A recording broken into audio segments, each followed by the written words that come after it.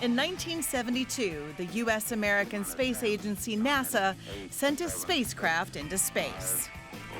The Pioneer 10.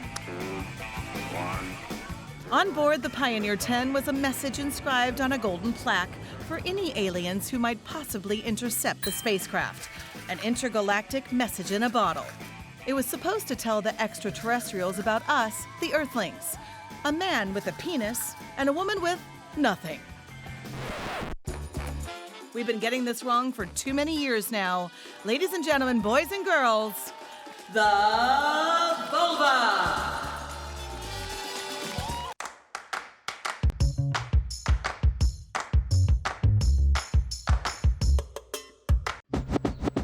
Okay, so let me introduce you to the vulva.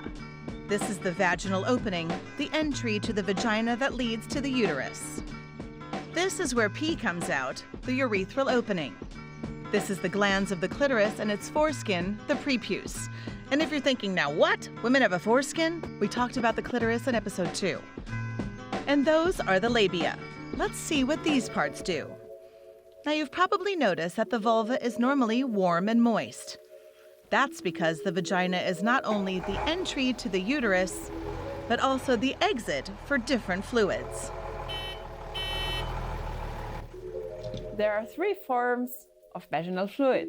Number 1, the daily secretion.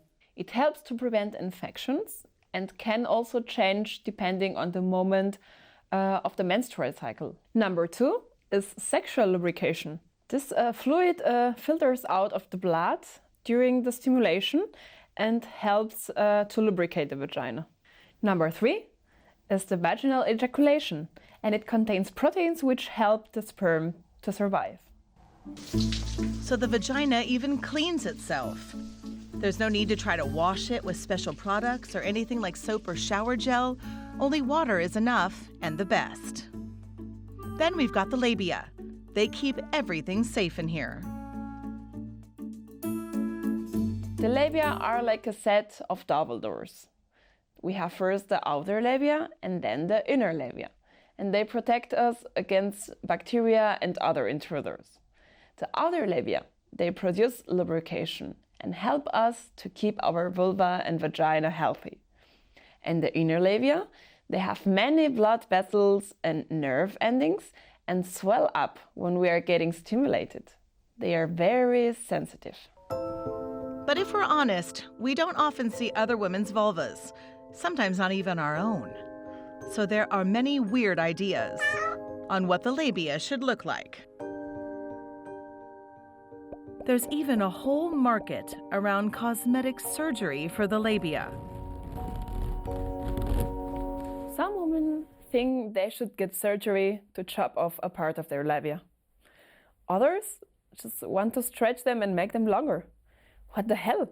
You're in both cases hurting a very important and sensitive part of your body. And both, cutting and stretching, they make absolute no sense. There simply is no such thing as the perfect vulva. They all are different. The inner labia can be big and the outer small, or the outer big and the inner small. And they can have many colors, shapes and sizes. And they all are amazing. And because the vulva is so sensitive, it's not only protected by 2 pairs of labia, but also by a nice hairy covering. The pubic hair is not just a useless wig for your vulva. It's actually really helpful. It can protect you from germs and infections, but also from friction from whatever you do, for example, sex. So it's actually kind of extra layer of protection. Of course, back in the days when there was no underwear, the protection offered by pubic hair was even more important. Today, some like to mow it down. Shaving your pubic hair might seem attractive and sexy for some, but it can also produce little wounds which can easily get infected, especially in the warmth of your underwear. So ladies, have a closer look at your vulva. Get to know it. A mirror might help. And for more on the hymen, the clitoris, or menstruation, have a look at our other episodes.